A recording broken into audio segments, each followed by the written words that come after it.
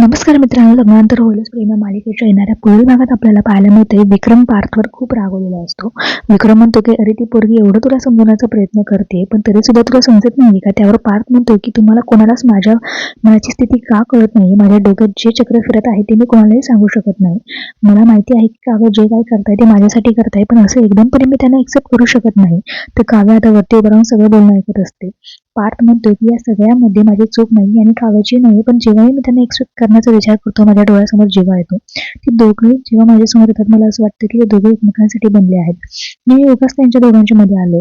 तर 16 डिसेंबरचा तो दिवस, ते सगळे फोटो मी कधीच विसरू शकत नाही. आता मला फक्त डुबून मरण्याचं मला राहिले असं म्हणतात. तर आता ते दोघे पार्थला जवळ घेतात. एक म्हणतो की अरे दादा तू असं काय बोलू नकोस. विक्रम म्हणतो की अरे तुझं मन खूप मोठं आहे बाळा, फक्त तुझं चांगलं व्हावं हाच आमचा विचार आहे. तिकडे नंदिनी आता खूप टेन्शन मध्ये असते, त्यामुळे धनंजय तिला विचारत असतो की काय झाले बाळा, बस इथे, नेमकं तुझं काय होतं.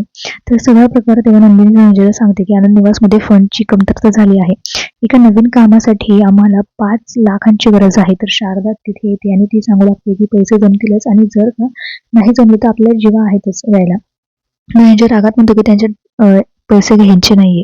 पैसे हवे असतील तर मी तुला फंड मिळवून देईल, घरातून कोणाकडूनही घ्यायचे नाहीयेत. इथे रम्या आता ऑफिसला जायला निघालेली असते आणि वसुंधरा जी आहे तिला म्हणते की तू तर वर्क फ्रॉम होम करणार होतीस. तेव्हा रम्या म्हणते की अगं आई, माझ्याकडे आता चांगली संधी आहे. पार्थ ऑफिसमध्ये एकटा असतो आणि तो घरी काव्याशी बोलत नाही. आता जेवढा वेळ का होईना मी पार्थच्या नजरेसमोर फिरत राहील आणि त्याचं मन जिंकण्याचा प्रयत्न करेल. आणि जर का ऑफिसमध्ये आम्ही पूर्ण टाइम एकमेकांसोबत स्पेंड केला ना तर त्याला नक्की माझ्यावर प्रेम होईल. एकदा का त्याने पहिल्यासारखा विश्वास माझ्यावर ठेवला ना तर पार्थ आपल्याला नक्की मिळेल. तेव्हा वसुंधरा म्हणते की ती काव्य येण्या अगोदर तू पार्थ सोबत गाडीत न जा. देशमुखांच्या घरात आता युग पुन्हा हॉस्टेलला जात असतो, त्यामुळे आता पार्थला भेटायला आलेला असतो. पार्थ त्याला विचारतो की सगळं पॅक केलं का, सगळ्यांचा आशीर्वाद घेतला का. तेव्हा युग म्हणतो की माझं सगळं झालंय, मला फक्त आता तुझ्याशी बोलायचंय. पार्थ म्हणतो की अरे असं काय बोलायचंय तुला. तेव्हा युग म्हणतो की अरे दादा मी तुझ्यापेक्षा लहान आहे, पण मला जे दिसतंय ते मी तुला सांगतो. अरे मी काव्याच्या डोळ्यात तुझ्याबद्दल प्रेम पाहिले रे, खरं प्रेम. तेव्हा पार्थ म्हणतो की मलाही दिसतंय काव्या माझ्यावर खूप प्रेम करताय.